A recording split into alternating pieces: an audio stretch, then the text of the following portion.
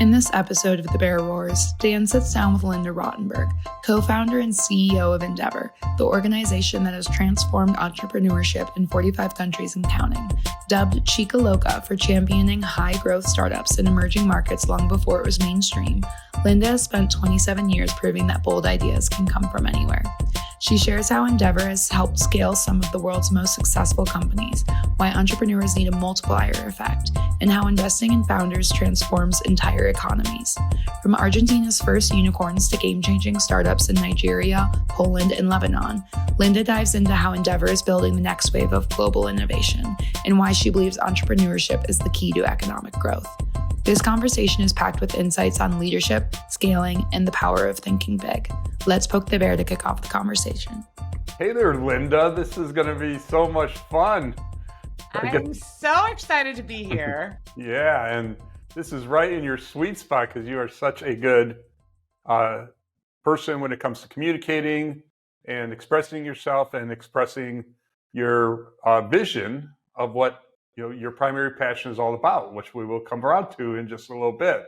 But I want to start with, do you have any memories of when you and I first met? Is that something that is as vivid for you as it is for me? I do, but I also wanted to, I'll go back to that, but I was saying this is full circle because I remember being early on as we were in the New York Stock Exchange room, and I just published Crazy as a Compliment. Yes. So I love that you are now just publishing Bandwidth. It feels full circle. That was back in 2014. But before that point, because by then I was on the Zayo board, which I had the privilege of participating in. I still miss my regular trips to Boulder, by the way. But you came to visit me because a mutual friend, Melody Hobson, who just stepped down from Starbucks as the lead independent director of Starbucks, and she had recommended me to join the Zayo board and recommended you to me as an entrepreneur. And this was like kismet. The second we met in our office, that's my recollection. Yeah, and I remember I had a long day in New York and I was bouncing around and I think it was rainy outside. And you were the last meeting of the day before dinner, so it was probably because it was getting dark, so it had to have been 5 or 6 o'clock. I went by your office and I remember getting out, like trying to regather my thoughts. Okay, what's this about again? Oh, Linda. Oh, yeah, bored. And we met, and why am I going here? Your enthusiasm for entrepreneurship and what it meant, and and how it's such a driving force for positive change throughout the world. I mean, it was contagious. As soon as we started talking, I'm like, holy cow, this is like a person who has this vision, this passion that's consistent with mine, but more on a global basis than I ever imagined it to be. So immediately I was like, she'll never join my board because she's a rock star. And I think I caught you just in time. What I loved about you, Dan, is that you were this serial entrepreneur. I love serial entrepreneurs and the tech mafias, as we call them, around the world. And I loved that you had this vision, which seems so obvious, right? That we need bandwidth to power, at that point, Web3, just as people are talking about NVIDIA powering, right, AI today. And it was so obvious, and the combination of tech and telecom I loved. And yet, because it was dark fiber, I remember having people go like, why are you talking to this guy about dark fiber? I'm like, I love this. And you just brought it, like your vision was just so clear. And yet I kind of love when things are obvious to the entrepreneurs, but not to everybody else. Then you're onto something. Yeah. I remember disappointing you once. You mentioned just as we were getting on the call how you loved coming into Boulder. And we used to choose just some of the most interesting Boulder restaurants to have our board dinners. And then one time there was this new restaurant that opened and we went to it, but it turned to be a little bit of a chain restaurant that featured like burgers and it looked like a lot of fanfare when it opened. And then we go in there and it's like, okay, I thought there was a little bit more to this place. And where's my I remember looking at your face like, really? Yeah, so I apologize for that, picking that place for the board dinner. It's no longer there. Really? You hit pretty well in both Boulder and Denver. Yeah, So and we got several good town. more just phenomenal restaurants. I don't know if you noticed, I dropped a podcast a couple months ago with Bobby Stuckey, who's the Yeah. big Yeah, restaurateur I of said I missed the Bobby Beyond. Stuckey wine list. He was, yes. Yeah, he's one of our kind of top corporate citizens because he's not only has he been phenomenal in terms of being in the restaurant and kind of wine sommelier, but he's such a nice guy and such a friendly guy. And you constantly hear stories about how he helps people out when they're going to Italy or whenever they need anything. It's Yeah, it's just great to have people amazing. like And that. I told you I was just on the phone right before we got off with someone who knows him quite well, who's Danny Meyer, who's Yeah, also a restaurateur, but also the founder of Shake Shack and also a big mentor. And I think one of the things that you and I have a mutual passion for is, sometimes the people in tech only listen to people in tech, and the people who are not in tech are afraid. And what's incredible about both Bobby and Danny is that they are mentors to so many entrepreneurs in so many different realms. Yes, F&B, but also outside of it. And I think we need more. I think there's more lessons learned, right, about scaling businesses, about people, about culture that you can learn from people who are not just in your narrow industry. And I think both Bobby and Danny epitomize that. great. So I have a vision for you, Linda. Oh, And you my do? vision for you is that you need to be awarded the Nobel Peace Prize. You've already earned it. And I hope that there is some avenue of recognition that what you are doing is affecting so many thousands of people's lives throughout the world, who not only the individuals who you and your organization directly touch, but the communities around them are being bolstered. And we're going to talk a lot about that for us this podcast, but I want to throw out there right away that you are far more deserving of a Nobel Peace Prize than anyone I can think of. And I Wow. really hope that is recognized at some point and comes to be. And the reason for that is because of an organization you founded. So tell us about this organization that you founded many years ago. Yeah, it's now 27 years. It's called Endeavor.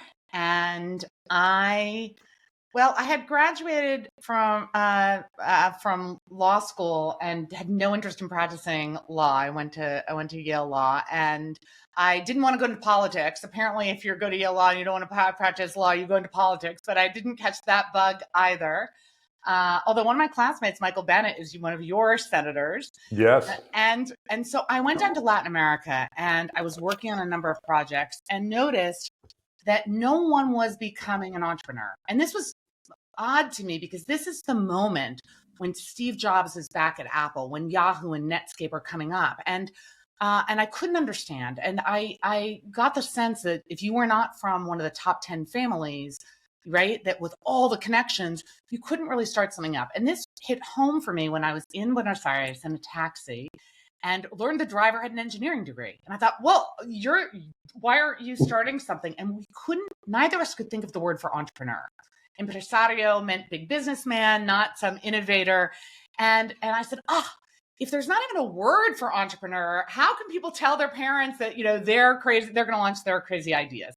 And in fact, speaking of crazy ideas, so I went around telling people there are going to be high growth, in entrepreneurs, high growth, high impact entrepreneurs, which we meant, tech and growth in places like Latin America and other emerging markets. When you start telling people that, what kind of responses would you get? It probably ties to the name of your book a little bit. Yeah, they literally said I was crazy. So my nickname became Chica Loca, the crazy girl, and instead of, trying to backpedal, I said, you know what? Crazy is a compliment. So that is my motto in my book. And actually I say, if you're not being called crazy when you're starting something new, then you're not thinking big enough. But one of the things that happened, so Endeavor starts to go prove, first of all, that there are these high growth entrepreneurs in emerging markets, and then to connect them with capital and mentors and markets to help them scale. But I was just in Brazil 2 weeks ago. So Endeavor today is in 45 countries, right? And just to give a sense. Well, let's just pause there. Say that statement again. Endeavor is in what? How many countries? Endeavor today is in 45 countries. I mean, 45 countries and not necessarily the countries that you would think it would be in. It's not China, not India, Yeah, not it's all Germany. right. It's basically elsewhere. It's not China, India, or the US or Israel, but it's in a lot of the markets elsewhere across Latin America, Africa, Middle East, Asia, and Europe. Okay. Yeah. And underserved parts of the US, which we'll talk about in a minute. And we've 600 full-time employees. We are a hybrid organization. So we have both a nonprofit that's really working on identifying the entrepreneurs, mentoring, building out these ecosystems. And then we have 540 million assets under management in a fund. We'll get into that later. That's called Endeavor Catalyst. We're about to raise our fifth fund.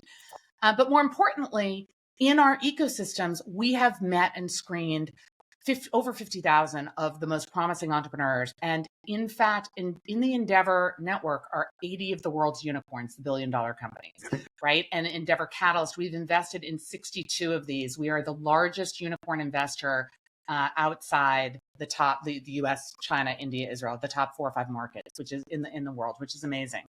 But anyway, so now, today, to become an entrepreneur, to grow and scale, is something that people find obvious. But back 27 years ago, no one thought this was a good idea. There's not a word. So 2 weeks ago, I was in Brazil celebrating the 25th anniversary of Endeavor Brazil.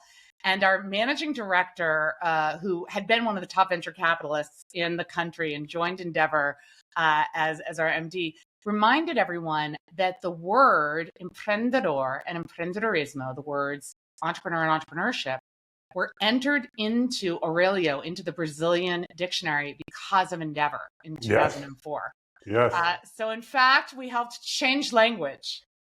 And I want to talk about the difference between startup and startup accelerator and scale up, and kind of what's the difference between those two, and where does Endeavor fall in? Is it a startup accelerator or is it something different than that? And what does it mean to be different than that? Yeah, it's interesting because even at the beginning, when there wasn't any support for entrepreneurs, our theory of change was that if you wanted to move the needle of an economy, if you wanted to create jobs and innovation and wealth, you really had to go from startup to what you said is scale up. So we said Endeavor's sweet spot is going to be that scale up phase, especially when we were working at Actually, if I could pause you for a second, because what you said when you start this answer gets back to how I started the conversation, why what you're doing is so powerful, so special, and so impactful to so many people's lives. So maybe let's spend a little bit more time on that. This philosophy of, if you really want to create a vibrant economy, wealth, talk more about that. Like what is, isn't scale ups and unicorns just about making money for the investors, or is there something more to it than that? Well, these are all great questions, and they touch on several different things. One is, again, going back 27 years, there were no entrepreneurs in any of these markets. It wasn't just Spanish and Portuguese where there wasn't a word. There wasn't a word in Bahasa Indonesian or Turkish or Arabic. And so in each market, each of the 45 markets that Endeavor, I'm going to Dubai this week for one of our international selection panels that we'll talk about. And we launched Dubai in Endeavor UAE in about 2010.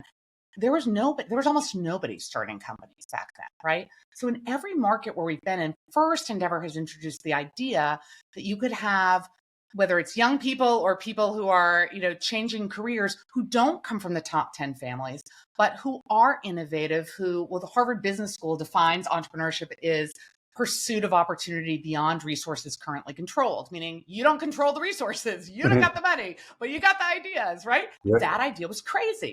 So, and yet my hunch, which has proven true, there was no Y Combinator back then, but I knew that the accelerators and incubators would start coming. We saw that trend. And we said, why is entrepreneurship always associated with the startup phase, which is about product market fit, and it's about these things that are very important. But we said, a lot of startups die when they can't reach that scale. And if you really want to move the needle on economies and change, lives and markets, you have to have some scale. And so we said Endeavor from the beginning is going to partner with everyone else in the ecosystem working on startups. At the beginning, we had to do it all ourselves. But now we partner with everyone who are the incubators and accelerators, as you said.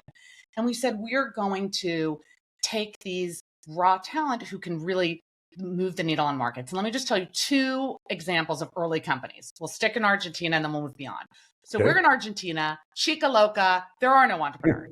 First two entrepreneurs. The first is a kid who grew up on a sheep farm in Patagonia named Wences Casares, okay? He wants to create the e-trade of Latin America.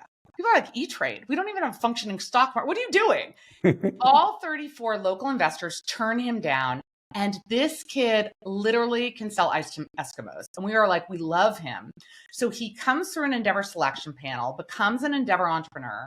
We help him find a COO. We help him raise his first venture capital round, a Series A round, $4 million, right? He ends up marrying my assistant, Wences, we say, got the full service Endeavor. And 18 months later, his company, Patagon.com, sells to Banco Santander for $750 million. This is in 1999. That's $1.2 billion today. Wow.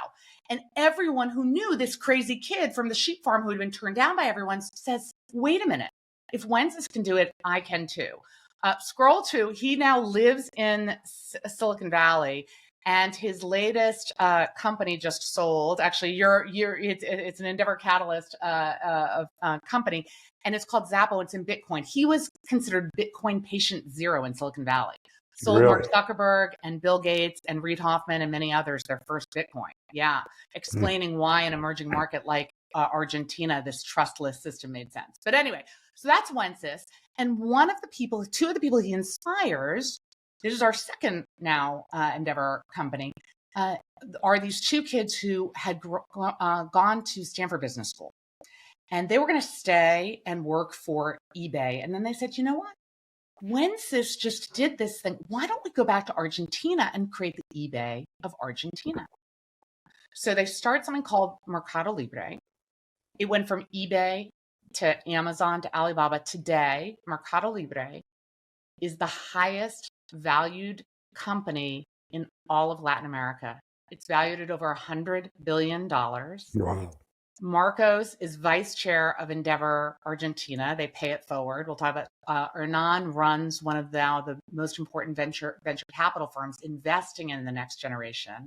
So we'll get to the second part of your question, which is about, is it just making people rich or is it, doing something else? I was literally next to I sat in Argentina 2 months ago next to the head of YPF. YPF is the largest, oil and gas company. And I said, sorry, our guy's beating you out. So these guys go from these crazy kids to the first $100 billion tech firm, outside of China, the US, and there's one or two in Europe, Spotify and one of them. It's an amazing story. But to get to your point, and then we can just pause in there a little bit. So both those companies were tech scale-up companies, and pretty much everything, which we're going to learn as we go through this, that Endeavor is involved with, pretty much everything is a tech scale-up. So not only are you bringing kind of these startups to these different parts of the world, but it's these tech startups that can scale into very significant companies that become very wealthy. Now you have kind of serial entrepreneurs who come out of them, is what you just shared with us. And you have inspiration for other entrepreneurs to try to follow in their footsteps. And the more that you have of that, the stronger the community becomes. So tell us about the Argentina community today. Yeah, and as it pertains to tech scale-ups relative to, how you began. Yeah, and what I would say is whether, we do have some that are pure food and beverage, right? Or we have in Spain, like the IKEA, it's called a Cave Home, right? So there's not everything, but you're right. In most ways, they're tech-centric or tech-enabled. And what I like to say, though, is emerging market entrepreneurs are solving real-world problems at scale, right? So even take the case of Mercado Libre, you think is eBay. But no one would sell their goods because they did not trust anyone. They didn't trust, there was no FedEx. So people used to have to go and take their money and cashier's check and take their good and meet in a cafe. And so part of this is, and a lot of fintech firms, the financial, are banking the unbanked. So even the tech firms outside these markets are really solving real world problems at scale. But to your point, yeah, what Endeavor has really focused on is what we call the Endeavor multiplier effect, where if you have a group of successful founders who mentor, invest in, inspire, and train the next generation, we literally have mapped out the connections and how an ecosystem grows. And we know the inverse is true too. If you don't do that, then you get Route 128 in Boston. And when I tell the story, everyone's like, well, what's Route 128 in Boston? I'm like, that's the point. Yeah. Route 128 in Boston, where I grew up 10 minutes away, in 1980 had more tech workers than Silicon Valley. And it should be the biggest success story in the world. But instead, Route 128 companies banned networking, banned. Wow. They had all sorts of non-compete and non-disclosure agreements, and they sucked the life out of the entrepreneurial economy. So we said, no, instead, encourage networking, invest in people who leave your company, train them. They're like the PayPal mafia. That's what we call about, the Mercado Libre mafia, the Nubank mafia, the Kareem mafia in the Middle East. This is great. And so we've actually looked at what happens and the difference between when founders pay their success forward and actually support that next generation in their ecosystem. And those are robust versus ones who it's just building my company, I don't do anything else, where you actually don't see the connectivity. So yes, that is our theory of change, is that we can redefine success. That while you can be successful on paper as the billion-dollar valued company, what's more important is how big what we call your bubble of your sphere of influence is. Yep. And part of what Endeavor is all about is, when you're building one of these companies, having built a few myself, I mean, you're trying to juggle making your company successful with, your family life, and those take up more than 100% of your time. But what we want to do with your inspiration is to almost shape those leaders, if we can influence them, so that they view that they have this platform that can also be used for a broader good for the community. Not to get distracted while you're building your company, but a lot of times the little things matter a lot. How you're supporting kind of the community, do some of your key people show up at events that are inspiring other entrepreneurs in adjacent spaces. And then as you get closer and closer to your exit, having kind of role models that you've observed and say, wow, now that I've gotten my exit and I'm moving on, is there a way for me to lean back into the community to help kind of that next generation of entrepreneurs? So that flywheel, Totally. maybe help shape the leaders to be part of that in the future. Yeah, and so many of our entrepreneurs are investing in our fund, are serving as board members. I was just in Brazil, as I said, almost our entire board are Endeavor entrepreneurs that are now paying it forward, and yet also benefiting and reminding themselves of their energy at the startup, at the earlier phase, right? And a lot of them are sort of reaching a new phase where they have to say, do I still have the passion for this? Do I want to IPO? Do I want to sell the company? Is this the team that can grow at the next level? Is my family ready to kill me because I've spent so many years pouring the energy, and do I need to change my priorities? So it's been interesting, exactly as you say, and part of what Endeavor does is focus not only on scaling the company, but scaling the human. Right. And I think so many of these personal challenges, people have nowhere to go. And so creating that safe space for them to be vulnerable and founder to founder talk about what's really on their mind is something that we've recognized is a real need. Yep. And so you mentioned over 40 countries that you're currently active in. Let's talk about maybe 5 or 6 of the more recent ones to help those who are listening in really understand kind of the scope of this and the kinds of countries that Endeavor's coming to. And as you do, talk about some of the scale-up tech success stories that are coming out of these countries. So what are some of the most recent ones? So one of the countries that's been fairly recent is Poland. Well, our most recent country is Ukraine. Yeah. It's pretty amazing. We have a team in Kyiv. We're about to select our first Endeavor entrepreneur next week. He's coming to the selection panel in Dubai. But Poland, which was started fairly recently, we have several companies already, all of which are super interesting. So one is a company called Booksy that's doing basically a SaaS platform for booking appointments, and they're throughout Europe. And actually, the founder now lives in Miami. And so we'll talk about the connectivity globally, both companies from abroad coming to the U.S. and vice versa, which we'll talk about in the case of Jump Cloud and others. But that's one. That was our first company, and then our second company was it's called 11 Labs, and we just co-invested alongside A16Z, the Andreessen Horowitz firm, and Iconic Capital, and it is the top AI voice company in the world. So in fact, when people use their AI Dan or AI versions of themselves, often they're using 11 Labs to power the voice, and they have no idea that this is a Polish company. So this idea that we think about AI as being only a US versus China, right, revolution. And what's super interesting is seeing these other companies with best in class technologies. And then the other company is called ICEYE, and it's a satellite company. So I know there's a lot of deep tech and space tech in Colorado. This is a space tech firm, but it's also using satellite imagery to detect kind of deforestation and environmental issues. And it's another really well-known company, and wonderful, and NASA uses it and others. And again, a Polish company competing with the best in the world. So that's a really, really interesting place. And another place that I personally have a passion for is Nigeria. I actually went to Lagos last year, and we're seeing in fintech and financial tech a whole generation of really strong companies building the rails of Africa. It turns out by either 2050 or 2060, 1 in 5 children will be Nigerian. That's how important it is in the world.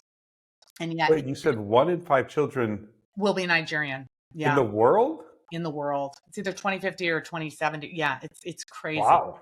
That's how important it is.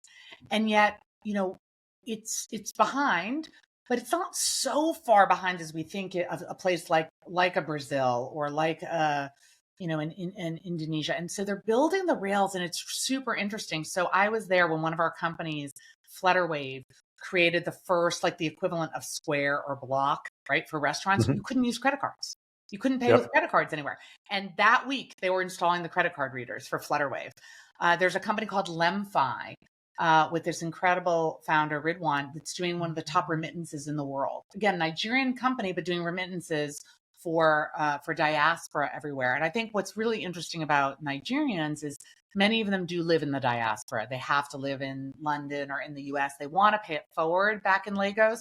And yet they're simultaneously figuring out, how do we contribute to building this economy and building the infrastructure we need while our families are living abroad? And what does this mean for diaspora founders? So those are just two: Poland, Nigeria. We could go on and on. And define what diaspora founders means. What does that word mean? I actually have to look it up recently because I heard you talking about it. So I'm Googling the word to make sure I understood how it was being used. But what does that mean? And I know Endeavor's using that word more often now.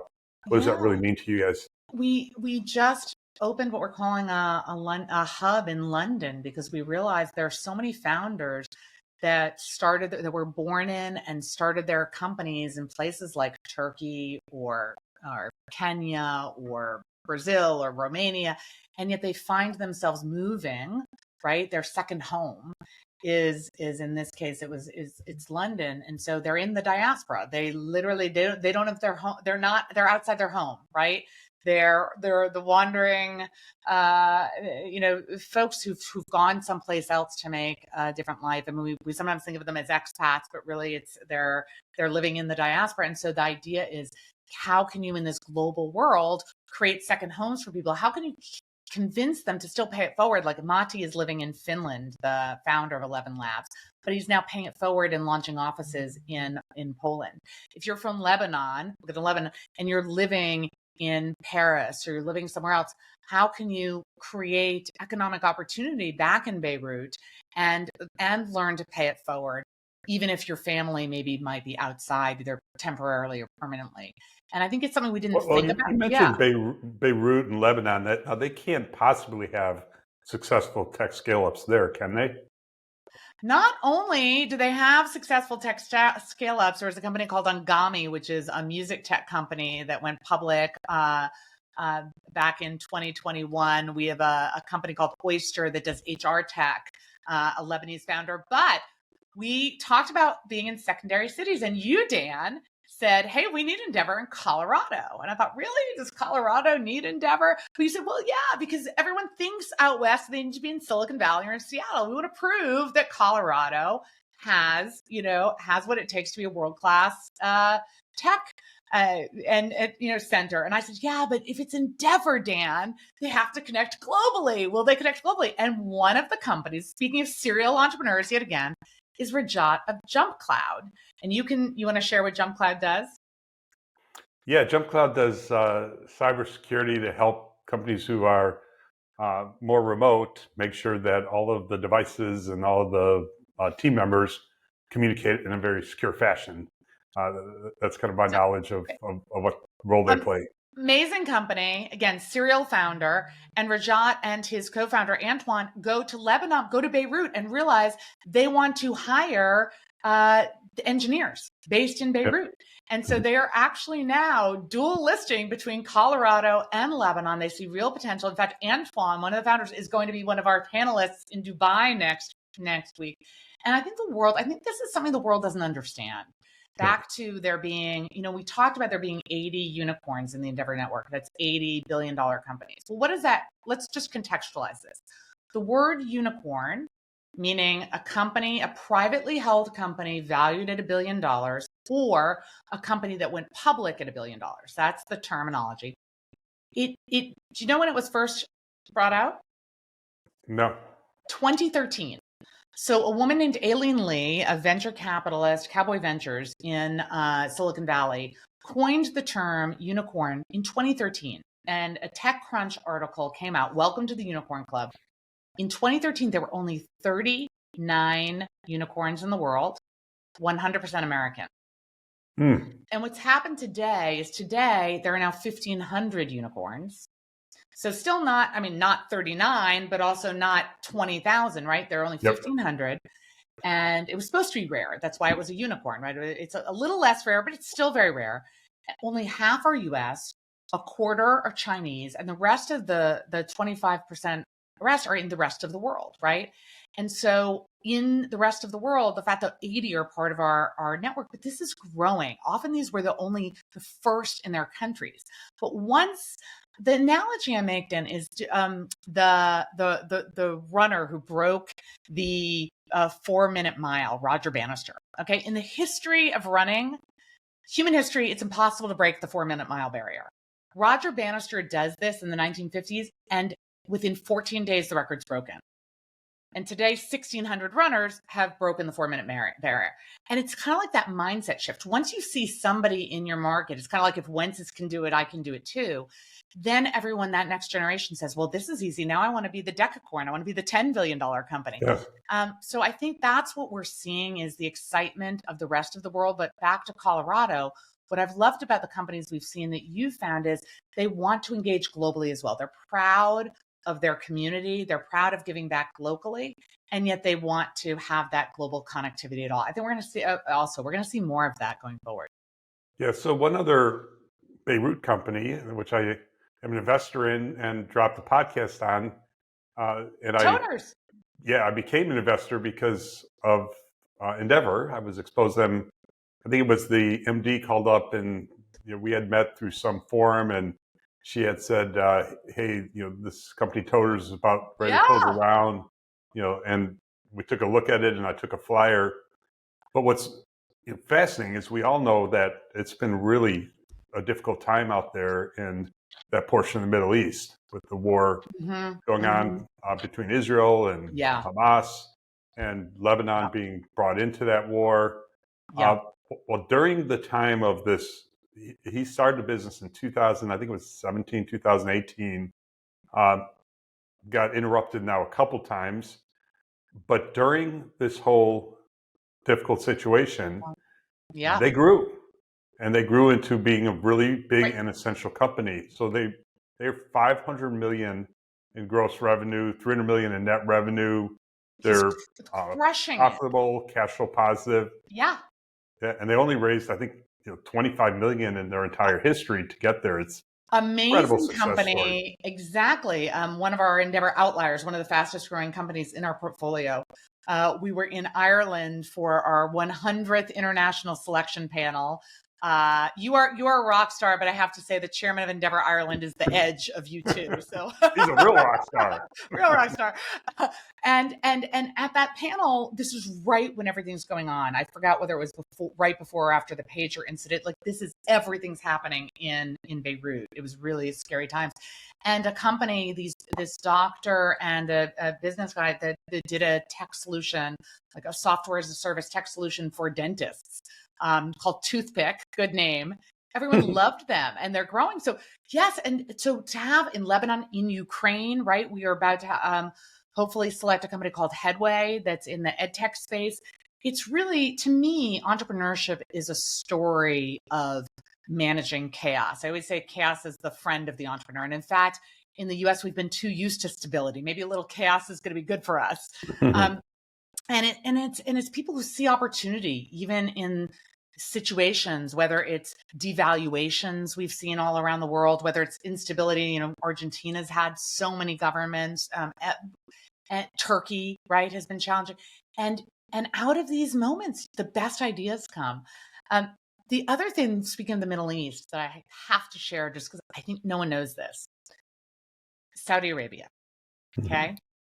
So in Saudi Arabia, since Mohammed bin Salman, MBS, has been in power, and there's, people have various opinions, but one of the things that's been remarkable has been the change for women, right? Women were not allowed to drive before MBS. They can now drive. Women can go outside Saudi Arabia now without having to get their husbands, sign off on their chaperone them. Yeah.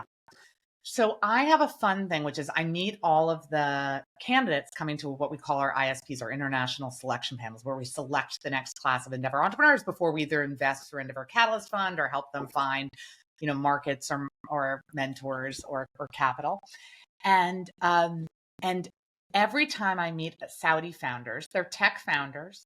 There's always two guys. I don't know why. They always found in pairs. And I ask them the following question. These are Saudi Arabian tech founders. And I say, what percentage of your engineering team, not your HR team, what percentage of your engineering team are women? What's the answer? Everyone. I would have guessed it to be low, but what you're saying, it might be higher than I would have guessed. Yeah, most people say 0. And I say, try again. Probably in the US, it's what, under 10%? Yeah. Female engineers. Every single Saudi company, 40 to 60% of the engineering team are female. Really? Yeah. That blows me away. I did get a chance to visit Saudi Arabia. Oh yeah. About a year and a half ago. You met our MD, who's also a female founder. Yeah, spent some time with Endeavor Saudi Arabia as well as Endeavor UAE, and I went there with kind of this expectation that the country was, in a certain state that was not favorable. But when you spend time out there and you listen to people, you get a bit of a different impression, because they do view that, yes, there's some challenges with their leadership, but they also tell how different it is now to the positive than it was not too long ago, in terms of bringing freedom and opportunity to women, to younger people, kind of creating more of a economy and an environment that is much more global in nature. They want to be a big part of the global ecosystem. Yeah, it's true. And one of the things, that we have the benefit of at Endeavor now being around for 27 years is we have pattern recognition And we see these ecosystems mature over time. And what's super exciting is, and we talk about the mafias, what does that mean? Well, the PayPal, everyone knows the PayPal mafia, right? Elon Musk was part of the PayPal mafia, right? So Elon Musk, he started at PayPal. So did David Sachs, who's now running crypto and founded Yammer. Reid Hoffman, founder of LinkedIn, maybe on the other side, but they all started at PayPal. The founders of Yelp, and it goes on and on and on, right? And we found one of the key mafias in the world is the Kareem mafia. These founders, a Pakistani, a Swedish, and then a Saudi founder founded the Uber of the Middle East called Kareem. They actually ended up selling to Uber for $3.1 billion. And today, by the way, not only did they, as soon as that Saudi ban on female driving was lifted, they went in and trained all the female Uber drivers, Kareem drivers, which is pretty amazing. But they end up spawning so many founders who worked in executive positions, learned what it was to be part of an entrepreneurial company, and now are founding their own. So when I look at these female engineers in Saudi Arabia, I say project 5 to 10 years from now, when that generation is saying, hey, wait a minute, I learned what it was to be at a scale-up company in a position. Now I can found my own company. And that is, I don't think we're ready for what's about to hit us, because that will be a sea change. And in fact, in Turkey, I think we mentioned Turkey, one of our, we've some amazing women, and one of the most impressive female founders is a woman named Hande Schillinger, and the company Insider is today one of the top MarTech SaaS, so software as a service for marketing tech. And it just raised Series D, I believe, from General Atlantic Partners, valued at over $2 billion. Turkish female founder. Wow. So I think, right? For the first time, Dan Caruso pulls back the curtain in his book Bandwidth, a memoir that celebrates the pioneers who invented the internet's early backbones, the renegades who lit the fiber revolution, the antics that caused the biggest market crash of all time, and the new wave of entrepreneurs who led the industry back from its ashes. Though it seemed to happen in the blink of an eye, the Bandwidth adventure was a multi-decade roller coaster ride involving larger-than-life successes and devastating failures. The unbridled ambition of newly minted billionaires and high-profile tycoons created extraordinary value, unprecedented value destruction, and endless opportunities for a brave few. This reflects tech's past, present, and future, and is a story you won't soon forget. It will help you prosper during today's AI tech bubble. The book is available at dan-caruso.com/bandwidthbook and released in early 2025. Yeah. So let's talk about Southeast Asia a little bit. What are some Endeavor stories? What countries are part of Endeavor? What are some of the most memorable stories that have come out of that region? Yeah, I think, we're in Indonesia, Singapore, Malaysia, Philippines, Vietnam, and then we're just relaunching in Japan. Vietnam is actually very interesting because it's been hard to get money out of Vietnam. A lot of people do not speak English there, and yet it is the most entrepreneurial place. And we're going to see, I think, a lot more coming in the next years. And in terms of blockchain and Bitcoin and gaming, they have some of the top companies in the world. So one of our companies is called Sky Mavis, and they had the company called Axie Infinity, which you and I don't know, but trust me, almost anybody under 30, they're on Axie Infinity, and it's super exciting that, again, a global company, and here are these two little Vietnamese,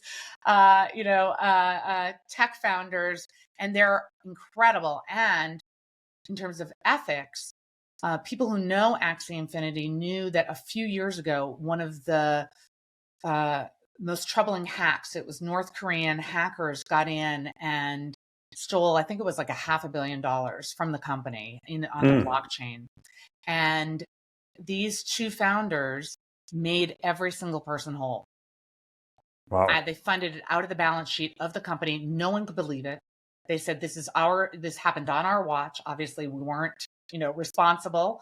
They couldn't find and today the company is growing. They have a second game, and people remember. They said, you did right by everyone. We want to be part of your community, which is pretty amazing. So there's that. I think Indonesia is a fascinating place. There are 17,000 islands. So imagine logistics companies Yeah, in I a was in a on a country. panel. I was on the selection panel for a logistics company in Indonesia. Oh, And really? yeah, Yeah. it's pretty crazy. So yeah, so it's really fun. And you've been well. What have you enjoyed about traveling around the world and seeing these scale ups and around the world?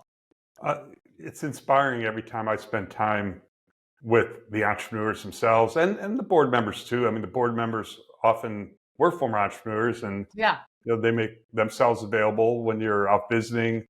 But the entrepreneurs, especially when you see them together, just always give me a big lift. It always reminds me that I can do more in terms of my personal give back at this point in life, uh, and that I want to spread the gospel. I want to I I want love to that. bring that excitement and that I think impact kind of back home with me when I come back. And I want to I do want to talk a fair amount about the value prop of Endeavor, meaning Mhm. how do we deliver value to these entrepreneurs? Yeah. But before we go there, I want to do like a quick geographic tour. We kind of touched on several places. So in Southeast Asia, there's probably 6 or 7 different countries, Right. is my guess. You mentioned Nigeria, but there's multiple kind of, Nigeria, yeah, Kenya, and South Africa, Tunisia. I have a great Tunisian yeah, story, and Morocco. That's North Africa, South, East, and West, and then Egypt, Middle East, 7 countries in the middle. So Egypt, Jordan, Lebanon, UAE, Saudi, and then Turkey is also part of Europe, yep. and Poland, Romania, Bulgaria, that may turn into the entire Balkans, Spain, Italy, Greece. Yeah, let's talk about Spain, Italy, and Greece for a second. First, tell us a story about Tunisia that you wanted to tell, and then let's talk about Southern Europe, because we talked about Eastern Yeah. Central Europe, but let's come to Southern Europe and tell us what's going on there. Yeah. So, the tour of the world. So, And the reason I want to do that is I want those who are going to be listening to this to really understand when we say 43 countries, 25, and we're going to talk about Vision 2035 as well later on, but you talk about countries. I mean, when you bring a country to life, that's when you start realizing, we didn't mention Pakistan. Pakistan is one of the newest countries. I mean, who thinks yes, scale up tech entrepreneurs are? Thank you for adding that. Good memory. Yes. And in fact, I talked about the Kareem Mafia. The founder of Kareem, Mudassir Sheikha, our entrepreneur, said, I need to pay it forward, talking about paying it forward, Dan, and the values, right? And the value prop, but also the values. He said, I want to start Endeavor in Pakistan. And so he is actually, even though he lives in Dubai, came through Endeavor in Dubai, he is now the chairman of Endeavor in Pakistan, because he felt that was needed to support founders where he grew up and where you couldn't have opportunity. So I love that. Mm-hmm. All right. So Tunisia. So an entrepreneur, engineer called Kareem Bagir is doing AI and health tech before anyone's talking about AI. And so in 2020, his company, InstaDeep, which is half based in Tunisia and half in London, they have engineers and scientists in both places, is the first in the world to detect the SARS COVID variants before anyone else. Mm. And Pfizer and BioNTech find out about this Tunisian, British, London company and do a partnership so that the InstaDeep is the company. Their AI is used to create the mRNA vaccine. So if anyone had the Pfizer BioNTech vaccine, now we are a little bit more skeptical about the COVID vaccines. But back then, this was a miracle, right? That this was created. Especially as you got COVID, like 6 times, right? Yeah, I thought 7, but turned out the 7th time was a flu variant, not COVID. We got it 6 times, Dan. That's kind of a record. Anyway, not a record you want to hold, by the way. So, scroll to 2 years ago, and Endeavor's supported him and invested in the company and helped him, find markets. And 2 years ago, last year, BioNTech buys the company for $700 million. So a Tunisian founder sells a company $700 million. What's Kareem doing now? First of all, he is the person inside BioNTech researching all of genomics using AI. So using AI to detect cancer, to do cancer research, new pharma companies. He also was hired by the German, the head of the train system, to use AI to make the trains run on time. I'm like, wait a minute. I thought the joke is that the German trains run on time. He's like, not fast enough. And then in his spare time, he has created the first AI training centers in Africa, in Tunis and in Rwanda. Because he says we don't have enough AI coming out of Africa, and I want to be the person who trains that next generation. That's an amazing story, right? Yes, no, that's fantastic. So let's do a tour of Southern Europe now. So you mentioned Spain, Italy, Greece. How is Endeavor? It's been in those countries. Some of those countries have been in quite some time. Spain, Greece. So it started when. I went to college and am friends with the current prime minister, Kyriakos Mitsotakis. He was but he was back then a venture capitalist. Mm-hmm. And so he and some other business leaders called us up after 2011, after it was the recession here. And it was also the Greek financial crisis. And they said, hey, we know Endeavor's been in emerging markets, but we really need you in Greece. And we took a bet. And in fact, I remember I was on Squawk Box with Andrew Ross Sorkin on MSNBC. And he says, Linda, if you were going to start in Europe, why in God's name would you start in Greece? And my answer, which holds true today, is when economies turn down, entrepreneurs turn up. Yes. Right? And so we knew. And so what's really interesting is today in Athens, Endeavor Greece is credited with bringing the diaspora back to Athens. So people are now coming back to Greece to start companies, whether it's tech firms or things in the movie industry. They've made a big investment there. And in fact, if you were to go to a bus station, a train station, or the airport several months ago, you would have seen Innovation Nation posters everywhere. And it was all done by Endeavor Greece. And my favorite was a photo, maybe you can find it so your listeners can do it. It said hacking since 1184 BC. And the photograph was of the Trojan horse, which is pretty cool. I did see those. Those were fun. Yeah. Nice to have a long history. Yes. But what's exciting is you think, boy, why would Europe need it? But there was really no venture capital in these markets. There really was. People were leaving. There was the brain drain, even in places like Italy and in Spain. And so Italy, one of my favorite stories is that when we were starting on Endeavor, one of the early people I met in Silicon Valley was a guy named Phil Libin. And Phil created Evernote. Did you ever use Evernote? Yes, I used Evernote. So Phil was living in Silicon Valley, and we told him about Endeavor, and he said, okay, well, that sounds interesting. I don't know. Maybe I'll buy one of your Endeavor companies one day. Well, one of our Italian companies, Bending Spoons, founded by an incredible founder, Luca, bought Evernote. So I saw Phil at a conference. I said, Phil, how'd that work out? Yeah, pretty crazy. No, it's been great to see the entrepreneurs from each of those countries kind of rise up. And there's one of our Endeavor companies who's actually spending a lot of time, one of ours meaning Colorado, spending a lot of time in Italy right now. And we'll go into that more offline, but there's quite the relationship building up there. That's pretty fascinating.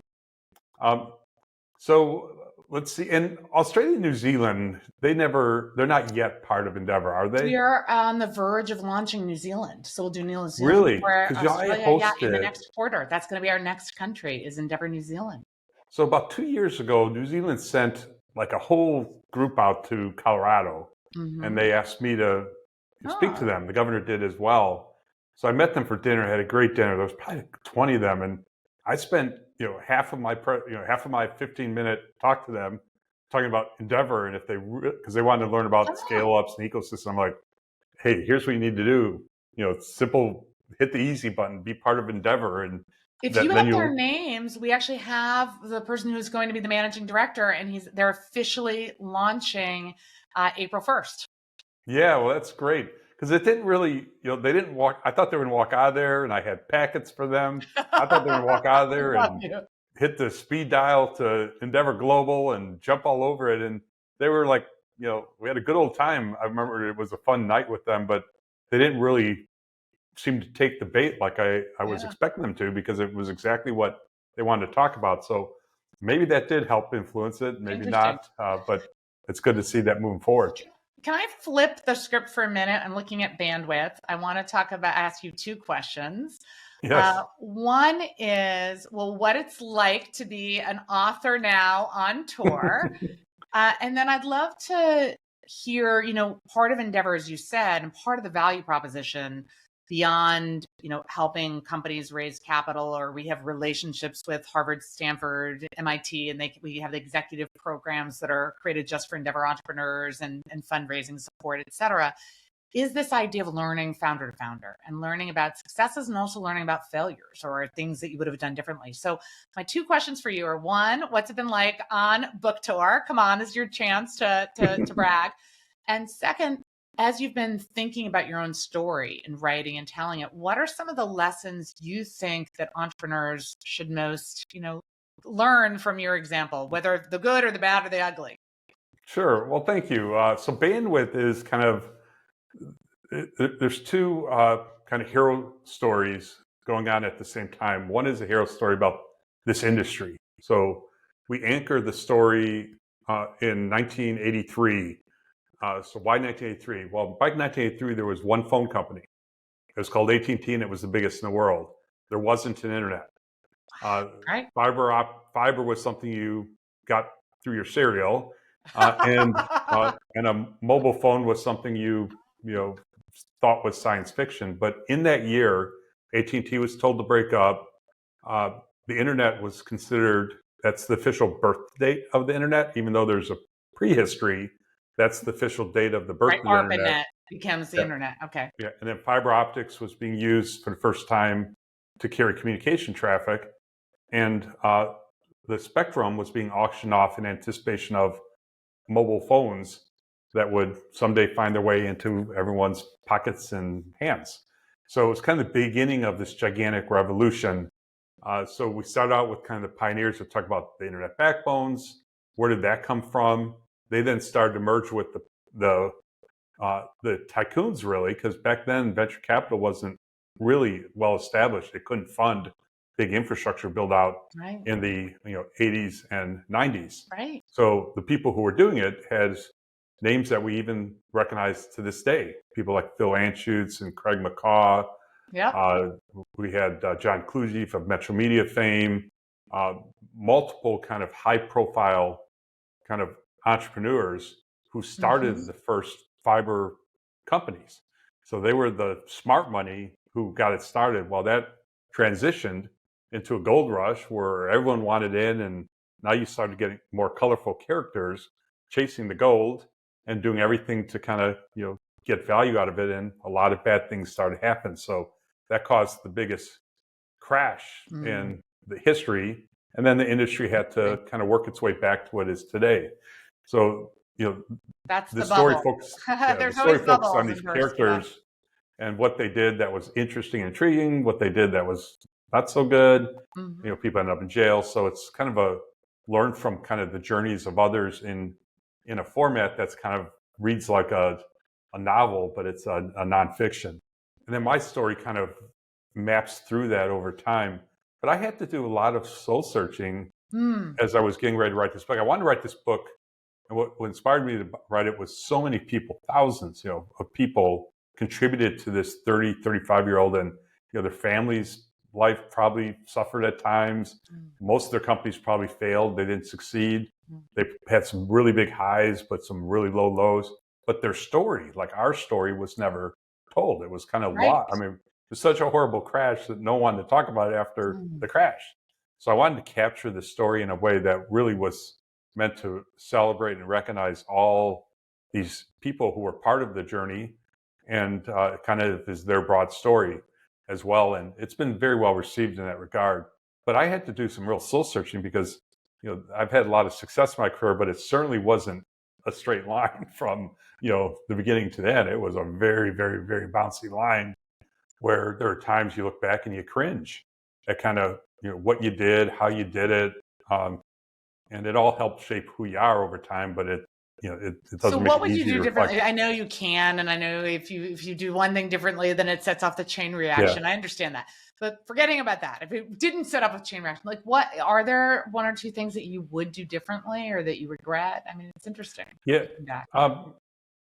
The, the way I kind of think about that is I think I could have done what I did, but maybe with a little bit more EQ at every step along the way, like a little bit more awareness of the people around me, and maybe take a little bit more time to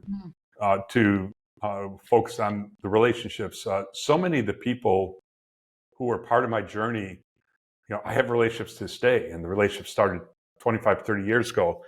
But if I would have known then, like, hey, you're going to have relations with people for 30 years, treat them as if they're going to be a part of your life forever. Maybe I would have, slowed down a little bit, but still done so in a way where I could have still been effective. So, but we each all have our individual journeys, and I don't think of the word regret in that because you're going to make mistakes, and the key is, to make a lot of mistakes. It's just learn quickly from those mistakes. Don't, the kind of mistakes that will bring you down forever is ones that you're very stubborn about. So you take a long time to realize it's even a mistake. I think very few entrepreneurs, are successful, like the big success ones, because they took a long time to see a mistake. They make a bunch of mistakes. It's move fast and break things. Right. Exactly. Yeah. And you and the biggest, right. And that entrepreneurs are not, you can't be risk averse, although people also think they're swashbuckling risk takers. And I think that no, it's risk mitigation, but they just have a different tolerance of what's out there.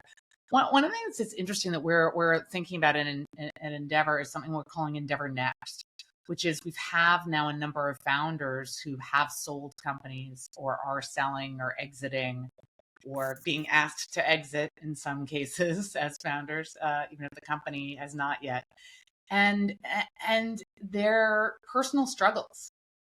Do I want to do this again? Or if I don't start another company, what's my identity? Yes. But you've seemed to manage to do, you invest, you do philanthropy, you're now writing the book. How did you manage that not having an identity crisis when you didn't have a single company to focus on, after Zayo? It was a big fear that I faced because I knew it was time for me to kind of, let go of that part of my life. And so wanted to exit Zayo, and I wanted to exit being a CEO. I was running hard for 30 years, and it affected my health at times, and I wanted to kind of experience, but boy, I would have conversations with some confidence saying, but I don't know who I'm going to be. I don't know what I'm going to be. I don't know if I'm going to get adrenaline rush, because I need an adrenaline rush to keep going. And it was something I entered with a lot of trepidation, and fortunately been able to kind of, figure my way through that, and kind of almost in many ways in a better place now than I could have been had I, stayed down that CEO track. But it's not easy. We should do this on a road show and have you talk with our outlier entrepreneurs, because a lot of them are struggling at this point. Yeah. This identity, who am I going to be? They're asking that. And I think hearing your story would be very valuable. And I think what a lot of them do, and I was fearful I was going to do this, is they feel the need to jump back in back in quickly. Yeah. And so because of that fear, it's like, if I'm stay out of the game for 3 years, do I become irrelevant? So I better get right back in. And sometimes they get right back in, and what they're doing, they probably, didn't choose wisely because they were more rushed than they need to be. And then they're kind of stuck in something that, that is hard to kind of unwind from. And I think a lot of them don't see, like, hey, you can redefine kind of who you are in a way where you could have the passion you need, the meaningfulness you need, without necessarily going back and running that next company. And, it's hard for people in the middle of all that to see that. Yeah. The other thing that's interesting, one of our an Endeavor company in Colorado that you've supported independently as well as through Endeavor is Sondermind, right? And the issue of mental health, that's right, giving people access to online, therapists. And we've found that is something that it's not even talked about a lot in entrepreneurship. It's not just this sense of who am I going to be or what do I want to do. We literally have entrepreneurs coming to us saying, my health, my physical health, my mental health, my emotional health, it's all taking a toll. My relationships, I have nowhere to go. And sort of creating that space for entrepreneurs to talk about. It was almost taboo for a long time. Yes. And super interesting. It's out of the woodwork. This is like number one. And so Sylvia, our chief marketing officer, has started something called Untold. And it is both digital media and print version of untold stories of founders who've gone through either mental health or physical health crises. An entrepreneur, one of our managing directors, who became the first unicorn founder in Brazil, but was going through leukemia at the time, and believes to this day that leukemia was brought on by the stress of starting the business. And so it's just been very interesting to hear that that's something on people's mind these days. Yeah, no, I mean, I certainly had medical challenges during my run, and like I had double hip replacement surgery in 2006, coming right off of our very successful ICG turnaround. And to this day, I'm like, well, how much of that was because you need both your hips done at that point in time, versus it got accelerated by 10, 15 years because of how much stress I carried in my body. And as you know, I also went through cancer while being CEO of Zayo when it was a public company. So, and I asked myself how much of that was tied to kind of the stress levels. So it's definitely a factor. Could you imagine, you were on my board, could you imagine coming to a board meeting? It's like, okay, the agenda today is we're going to review the financial results, and then we're going to look at bookings, and then we're going to talk about, my mental and physical health problems and how I'm dealing with them. The board would be like, we talked about how Steve Jobs, can we have a little private time here? Yeah, no, we talked about Steve Jobs and the problem and the duties, right, to disclose. And but by that time, people responded really well. I think that's the other thing is today. I think people were concerned, obviously, about you, but it didn't sort of tank, the stock. But I think there's a lot of fear. It's just, I mean, these issues are very interesting. And I think oftentimes I love this podcast because I think oftentimes we think of entrepreneurship in such a linear way. And I think life is nonlinear. I think being an entrepreneur is nonlinear. You mentioned the ups and the downs. Yeah. I think a lot of it, people expect, the success story, those who succeeded must have just seen it like this. No, oftentimes you're almost at the verge of something negative happen or not, or going out of business, or you're not, reaching, profitability, and you're going to run out of cash and you're going to have to do layoffs. And then somehow people, I don't know what makes that move, but those inflection points are where, really, I think the change has happened. It's not the people who just see everything. No one has it easy. I think and that's what I love about working with entrepreneurs in these difficult markets, is it's not just what's happening inside their companies that's difficult. They're having to navigate all of these external challenges too. And somehow they're more resilient as a result.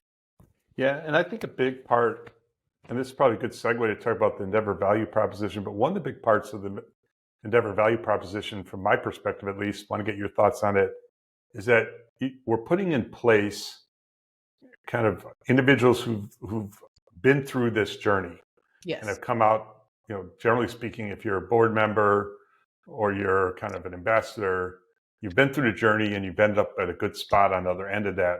So the entrepreneurs, as they're going through their journey, sometimes you want to have conversations that you can't bring home to your family, that your friends will have no idea what you're even talking about or going through.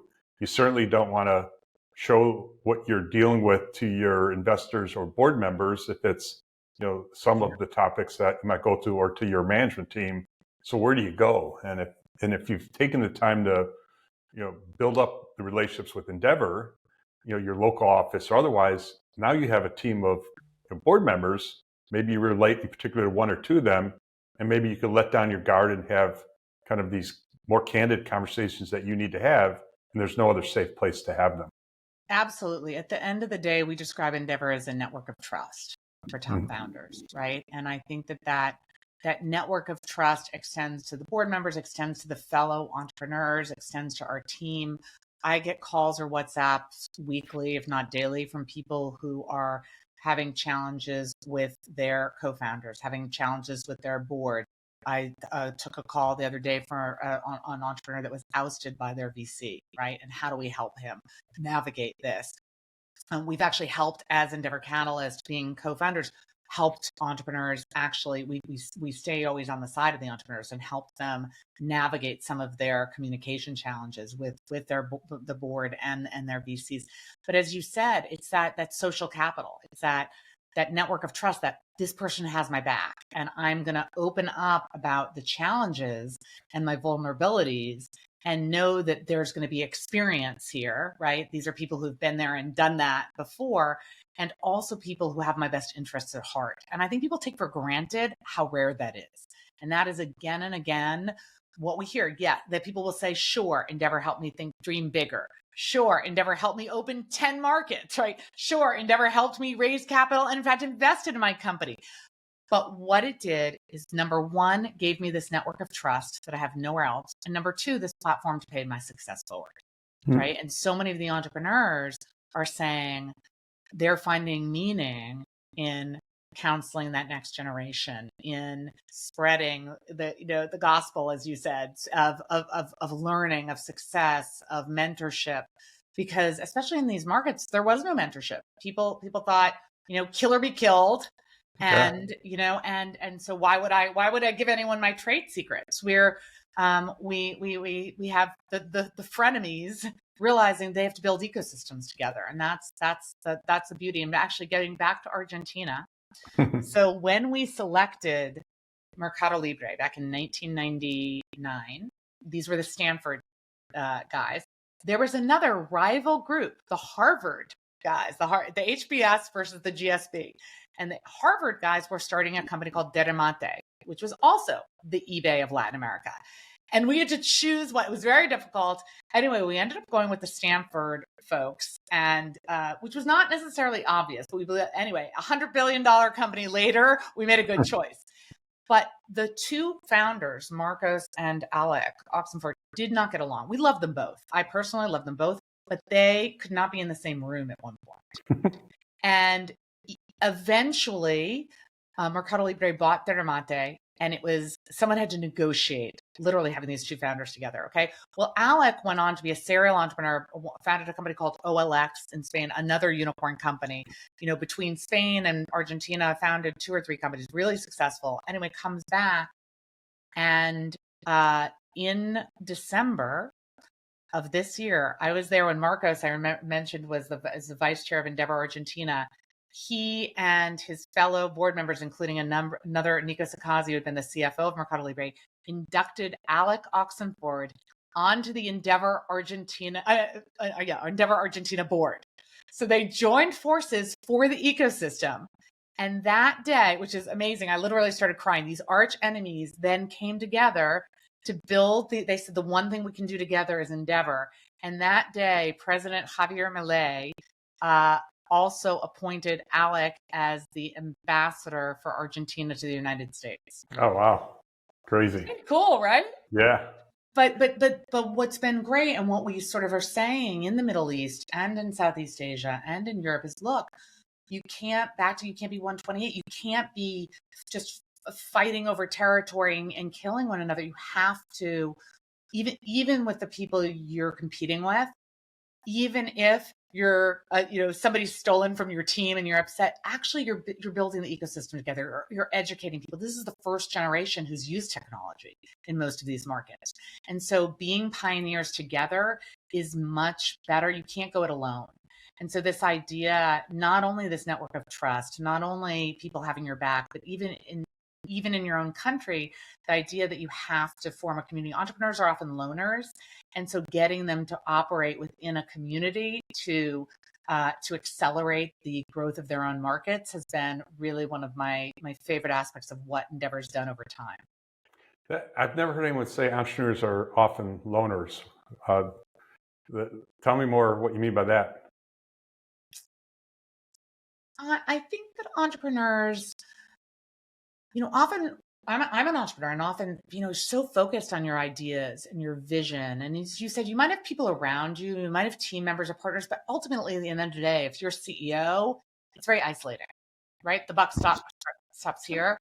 And so you can confide to a point in people, but at some point they probably don't want to know, right? Yeah. And so I think that even people who have teams and families, they feel like at some point it's on them. At the end of the day, they're alone. And so being with these peers where, no, you actually have to form a community together, you're equal, you're partners. It is actually a new muscle for them. And it's been really gratifying that they feel this has been almost the biggest gift, the biggest value proposition for Endeavor. As someone said, Adolfo, one of our entrepreneurs in Mexico, a company called Clip that you will hear about it give it a couple of years. I'm glad you mentioned Mexico, because to put before I let you finish that part of the story, tell us how big the Endeavor Mexico kind of office is and how spread out that is across Mexico.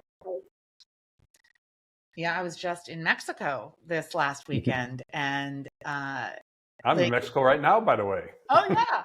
All right. Well, my Mexico story, and then I'll get back to Adolfo of Clip. But my Mexico story starts in 2001. So this was right after, I believe, 9/11. And I flew to Mexico in December because I was brought there by Pedro Aspe, the former finance minister, who had started the first private equity firm in the country.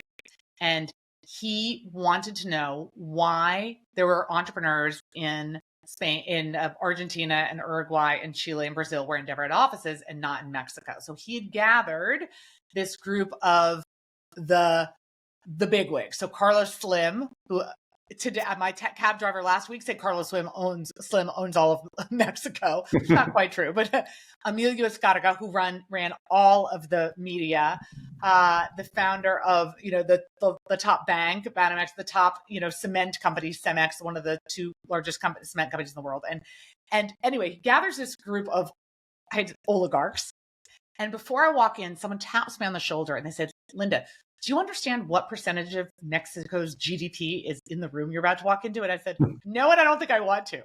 So I get there and Pedro Aspe asks me this question: why are there entrepreneurs coming out of Argentina and Brazil and even Uruguay, where we were, and not Mexico? And I looked around and tried not to look at Carlos Slim directly. And I said, well, in Mexico, you all are the big fish.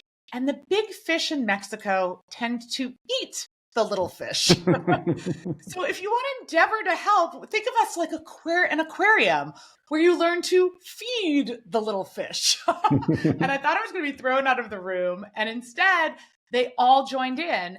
And 10 years later, Emilio Escarga, who was then at that point chair of Endeavor Mexico, who still runs all the magazines, had the 10-year anniversary of Endeavor in Mexico, a spread on all the entrepreneurs. And the title of the cover story of the magazine was "Big Fish Feeding the Little Fish."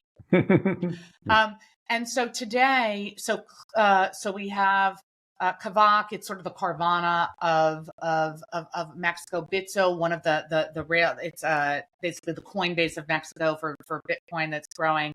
So many incredible companies, and one of them, Clip, is basically the Square. By the way, there are innovations, but this is just easier to give the Hollywood version.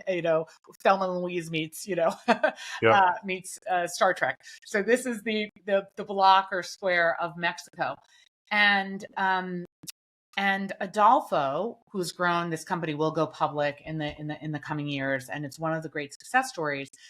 But he says, as much as Endeavor has helped him personally, has helped Clip, the company, and we have invested, we have opened markets, we have sent he and his team to these exec ed programs. He said, maybe Clip as a company could have scaled, but Adolfo as a person could not have scaled without Endeavor. Wow. Right? Yeah. And he's on our board. He now is one of the diaspora living in Miami. Endeavor has created a second home for him in Miami.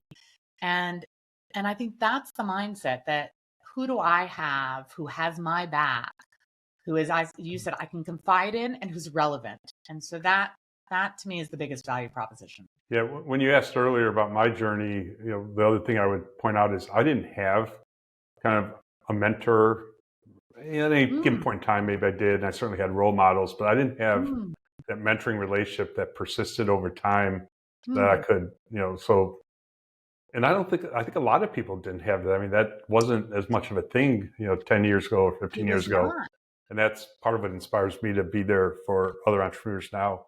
So a big part of the Endeavor value proposition is, we talked about how global it is, but the global access you get, especially if you're truly one of these scale-ups that isn't just focused on your home territory, but wants to be and is on a path to be far bigger, all of a sudden, if you're part of Endeavor, you've got kind of this network that exists throughout really the world. And how does that part of the value prop help the Endeavor entrepreneurs as they scale their businesses? Well, to try, I mentioned this Turkish female software as a service founder whose company was just valued at $2 billion.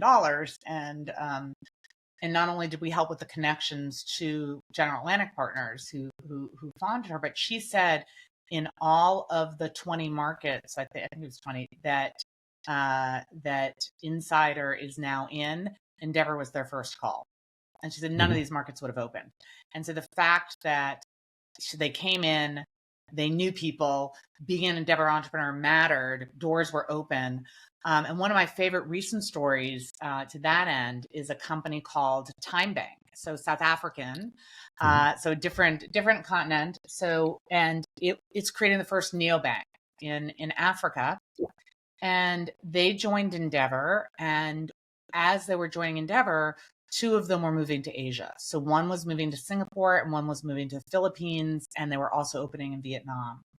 And Endeavor's team basically created the partnerships for them in the Philippines, in Vietnam, in Singapore. We opened a personal network to come to one of the founders.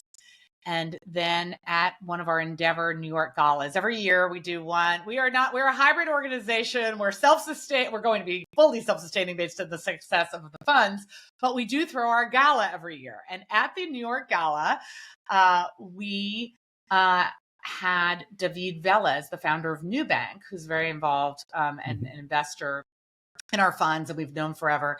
And he was the honoree. So he was in our offices. And these Time Bank founders, so the one who lives in South Africa, Chart, and the one who lives in Singapore, Kun, said, "Can you introduce us to David Velez?" And we said, "Of course." So after opening markets for them in the Philippines and Vietnam and Singapore, they come to our office in New York and meet David Velez. And 1 year later, last December, so 2 months ago, we were in Miami for an Endeavor selection panel. And Chart was now a panelist, paying it forward to mentor the next group and select the next group. And he gets up and he says, "Linda, can I take the microphone?" I said, "Of course you can." And he takes the microphone. He says, "I want to tell you about the value proposition of Endeavor, you new entrepreneurs that I'm helping to select." He said, "Last year, 1 year ago, Endeavor introduced us to David Velez of Nubank, and today we became a unicorn, and David Velez and Nubank led the round to Series D." Awesome. Right? Yeah. And so this idea that you have these people vouching for you too, I think is also very important, especially if you're coming from different markets. For example, we have a Brazilian company that wanted to expand into Kenya. He's like, "I don't know who to trust. I don't know who to meet." So we knew how to trust. Same with Rajat. Junk Cloud comes from Colorado, he and Antoine, to Beirut. Who you meet, you call up Endeavor. So I think that idea of it's not just access to markets, it's about back to that network of trust. Yeah. And it just saves you time to cut through the bureaucracy and cut through the worry that the people you're talking to, that they're trusted players. And importantly, each of these countries that's an Endeavor country has a team of people on the ground there that's funded largely by, a successful group of people who are on the ground there. So right away, when you reach out to those offices, you're tapping right into kind of among the most powerful networks in that given geography. And it just, that compared to trying to figure it out on your own. And the little fish. Yeah, exactly. So let's talk a little bit about Endeavor Catalyst, and then I want to talk about Endeavor 2035. So tell us what Endeavor Catalyst is all about. That Dan. Yes, we'll do follow up. So speaking of Chica Loca, I thought those days of being crazy were going to be over. We proved we had all these entrepreneurs. No one can say there are no entrepreneurs, right? And now by 2011, this is now, almost 15 years ago. However, I was considered crazy again when Reid Hoffman, the founder of LinkedIn, who's on our board, and Nick Bime, a venture capitalist, and Joanna Reese, so three of our VCs on our board, and I concocted this plan to have a rules-based fund that would co-invest in Endeavor entrepreneurs alongside the top funds in the world. We said we don't want to crowd out the VCs, but we felt at that point that Endeavor had shown that we could identify and support some of the top, most promising companies in the world. Why couldn't we be part of those rounds? Mm-hmm. And then, as an entrepreneur myself, but we started as a nonprofit because there was no venture capital in these markets. There was no way for Endeavor to exist except as a nonprofit initially. And as you said, we'd get the business leaders in these countries to invest philanthropically to bring Endeavor to their countries. But I always said we're going to be self-sustaining. And so what we came upon is a model that actually now the University of Chicago and Yale and others have called us to replicate this. I've been pushing the University of Chicago for a long time to understand your model and adopt it. Kaplan. They finally are. Yeah, so it's this 50-50 model. So the way it works is, and we have 540 million assets under management. We're raising a new fund. We'll raise about $300 million more. And we, on a deal by deal basis. So first of all, we get into 95% of the deals, the qualified deals in our market. Why? Because in most rounds that are closed, the entrepreneur and the lead investor will carve out an allocation for Endeavor Catalyst. So we're only taking max $3 million, in any one company. So we're usually investing about $1 to $2 million. So it's not like we're asking for 10 million every company, but we get into 95% and spread over the geographies. It's an incredibly diversified fund, right? Mm-hmm. And the idea is that on a deal by deal basis, investors, LPs, will get the principal that was invested in that company and 50% of the returns of the proceeds, and 50% goes to Endeavor. And what's really exciting is if you are an Italian investor, then the 50% that goes to Endeavor gets split 25% to New York, our headquarters, and 25% to Endeavor Italy.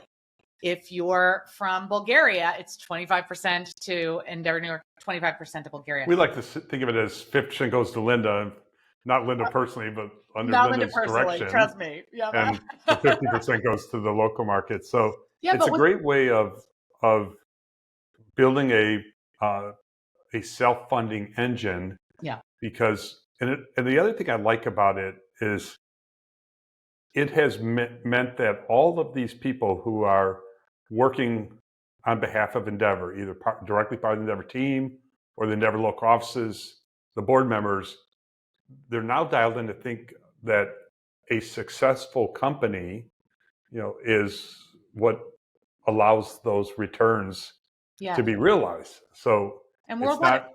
What I'd like to say is, a company that has a really noble kind of purpose, right, but doesn't scale, doesn't really do anything. I mean, you might have had a noble purpose, but you fail. But now you have this combination of we're trying to promote individuals and companies that we know are gonna, when they're successful, they're gonna be good for the communities around them. We want to help shape them, but the whole team now, who are working mostly for nonprofits, understand that the success of the company, the financial success, is really the fuel that benefits kind of the purpose of Endeavor. Absolutely. And first of all, we've never been a social impact fund. We've never believed in just ESG per se. I mean, we believe in growth, and we believe in being in these markets is hard enough. You want scale. It's okay. You want success. Success stories fuels economies. Like, this is a good thing. And then, and then what you do with your success, we want you to pay it forward, et cetera. But we don't want you to shy away from wanting to grow big, right? Yes. I think a lot.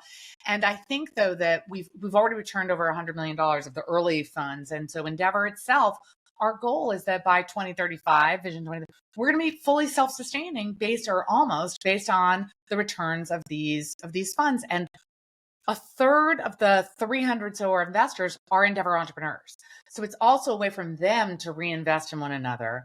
It's a way we found new family offices just embarking on venture capital say, we don't know what to do, and learning and looking at our geography and the companies you've co-invested, right? Oftentimes they'll be able to actually co-invest in some of these.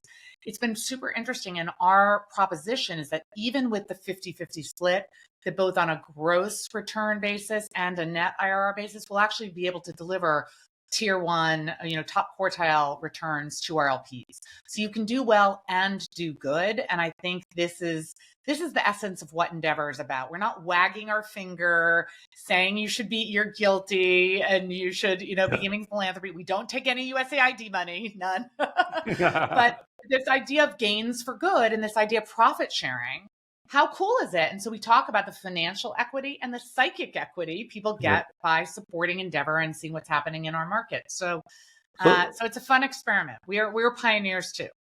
Yes. So paint the picture of Endeavor 2035. What all is part of that? What was the inspiration? And just for those listening, Endeavor 2035 just got rolled out. I had the pleasure of sitting in one of the Zoom calls where Linda was sharing this with us. But tell us what all this entails. Well, one of the things we tell our entrepreneurs that they have to continue to push themselves. They have to continue to think big. They can't rest on their laurels. And I thought, okay, Miss 27 years, 45 countries, take a dose of your own medicine. And so we challenged ourselves. And so Vision 2035 is where will Endeavor be? What does success look like? And we said, okay, first of all, we want to be in 100 countries. So if we've gotten to 45, how do we get to 100 countries? And we probably can't have 100 offices. So how do we get creative about reaching entrepreneurs across the world, but maybe changing up a little bit of our one country at a time model? So how do we think about that? So we said 100 countries. We said, we think today, just as remember, I said back in 2013, I said there were 39 unicorns, all of which were American. And today there are about 1,500, 80 of which are Endeavor entrepreneurs. Today in the world, there are 50 decacorns, 50 companies valued at, or I think it's 52 maybe, companies valued in the world, private companies or companies that went public at a $10 billion valuation. Our goal is that there'll be 50 Endeavor companies valued at $10 billion, which is important because, again, from these markets, it signals that, wow, you can have a world-class company coming from Uruguay or, Poland. We have a company from Uruguay that's valued at $10 billion. It's one of the decacorns. When it IPO'd at 20% of the entire country's GDP. Wow. Talk about, right? Yeah. That's pretty amazing. D-Local is the name of the company. Anyway, so can we do that? Can we continue to show that entrepreneurs are growing and matters? Then we're challenging ourselves. Can we help change the language of success? Can we make sure that it's not only about people becoming billionaires or companies going public? Can we also talk about big bubbles of influence based on the number of people individual entrepreneurs inspire, mentor, invest in? And we actually are partnering up with Globant, one of our companies, to create the Endeavor Multiplier Effect app, where we will actually be able, on an entrepreneur by entrepreneur basis, the way we do with research into ecosystems, be able to judge how big people's bubbles are, right? They're bubbles of influence, and my bubble's bigger than yours. But this idea of being a multiplier, right? And multiplying your impact. And then the last is that, back to what we were just talking about, through Endeavor Catalyst, we'll have probably by then we'll be on Fund 7. So we think we'll have $1.5 billion assets under management. So that is not something little, tiny, nice, sit at the kids' table. $1.5 billion, that will be really already at $500 million. It's meaningful. And our idea is that we'll be one of the first completely self-sustaining, hybrid organizations. It started as nonprofit that's completely self-sustaining based on the success of the entrepreneurs that we invest in, while also generating top quartile returns for the limited partners, for the people who invest in us. So that's some of the vision. Yep. And tell us about Endeavor US. You're like, yep, okay. what's vision for Endeavor US as you think about the US, and it's not an underdeveloped, tech market. Yeah. It's a developed one. What role does US play in this whole vision? Because you're in the US, New York's in the US, Silicon Valley's in the US, I'm in the US, so what role does US play? That's been an interesting part of the journey, because we were asked to come to the US around the time when we were asked to come to Greece. It was in 2011. It was after the financial crisis, and folks in Miami said, look, we need Endeavor here. And so I joked, I said, all right, well, Miami really isn't part of the US anyway. It's part of Latin America, so it's okay. And today that's truer than ever, right? Yeah. But I think, after that, we had, whether it was David Jones, the late, great David Jones of Humana in Louisville, you as a serial entrepreneur in Colorado. We had these great founders, Jeff, one of the top, health tech entrepreneurs based in Atlanta at the time, Jeff Arnold. And so I think that what we realized is that this was back in 2011. You couldn't raise a Series B and stay in these cities. You were told you had to move to Silicon Valley or to New York to get capital. It seems crazy now, but that's what they said. They said, no, we're the center of the universe. If you want Sequoia or Andreessen Horowitz or whatever to invest in you, you have to move to our backyard. Mm-hmm. And so this idea, why wouldn't we, just as we have underserved markets around the world, these were underserved, cities and communities. And so I think Endeavor started 15 years ago with the value proposition of cities like, whether it was Detroit or Atlanta or Louisville or Buffalo or Miami, or then, Colorado with both Denver and Boulder.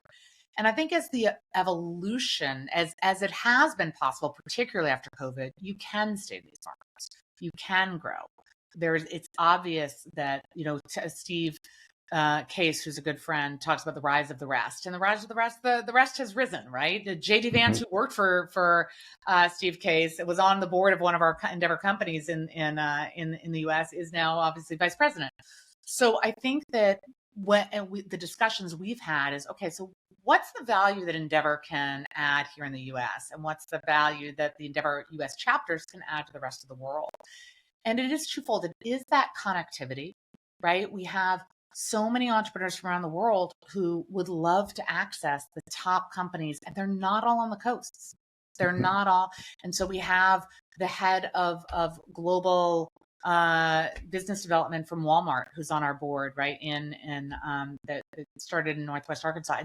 And he's talking to entrepreneurs around the world, people like you and Kent Theory and Mike Freeze in Colorado, and all these great business leaders that we had. So we said, number one, let's open these markets to these entrepreneurs from around the world. But simultaneously, can we find the best companies, the best in class, that are coming from the middle of the country, the West, the parts that are just outside of the places that get all the venture capital, which is Silicon Valley, Boston, New York, still get almost all the venture capital. And can we showcase them, not only the mentors in their own communities, but open doors for them around the world? And I think you can talk about it, but that's really been the value proposition here. Yep. And you know what the number 5 market in the US is for the amount of venture being raised last year? Colorado. Really? Yes. Now, the difference between 5 and 10 is relatively small. So you can move from 5 to 10 if you take your eye off the ball. obviously, the Wow. real big markets, they're not just a little Is bit that bigger; they're a space lot bigger. tech? What's doing that? Whatever report, I can't remember what report it was in. I think No, but what Forbes. industries are being No, funded? just total capital Yeah, invested, venture capital all of it. invested in a geography. Denver Boulder was number 5. Well, This, look, I think people are also realizing great place to live. I think people are yeah, realizing that to be able, you can build world-class companies yeah, and have the family life you want, and that, and that work-life integration. I don't believe in balance, but integration. That's awesome. yeah.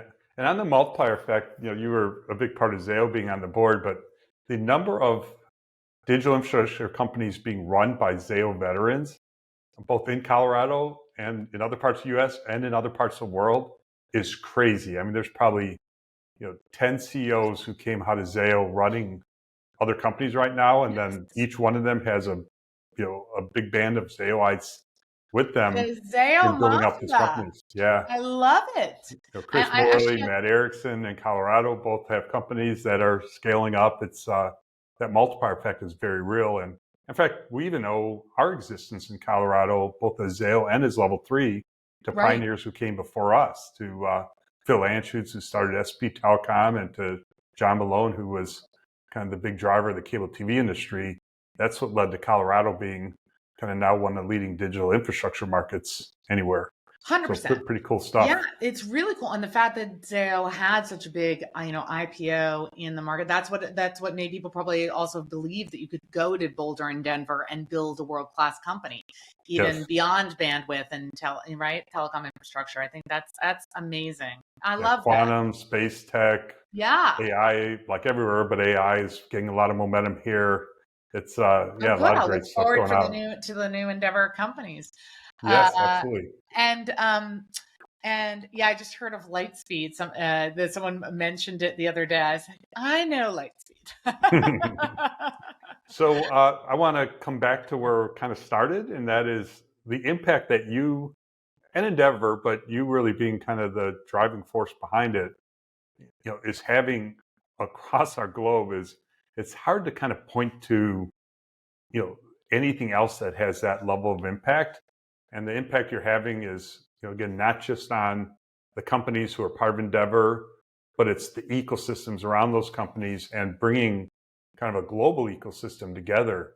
In some ways, you're just getting started.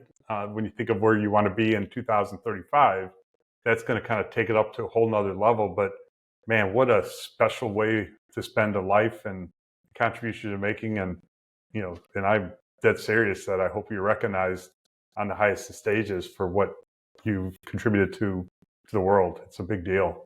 Well, that is just incredibly kind. And I have to tell you, and this is true, one of the things I do, I now serve on a few other public boards, but I spend a lot of time with entrepreneurs about board management and dynamics. And you were the first to take a bet on me as an independent board member, and watching a company go private to public, and the lessons I learned being a little part of your incredible journey and story, Dan, have helped me so much. And I am just incredibly proud to have been on this journey together. I look forward to the next, decades ahead. And to be continued. Great. Well, thank you so much. And I look forward to seeing you in person before too long. Enjoy Cabo. All right. Thank you. Thank you for listening to this episode of The Bear Roars. If you enjoyed the episode, please like and subscribe on your listening platform. This podcast was produced by Loud Bear Productions and edited by Courtney Caruso with support from Kendall Weinberg, Emily Reed, and Gibson Siegert.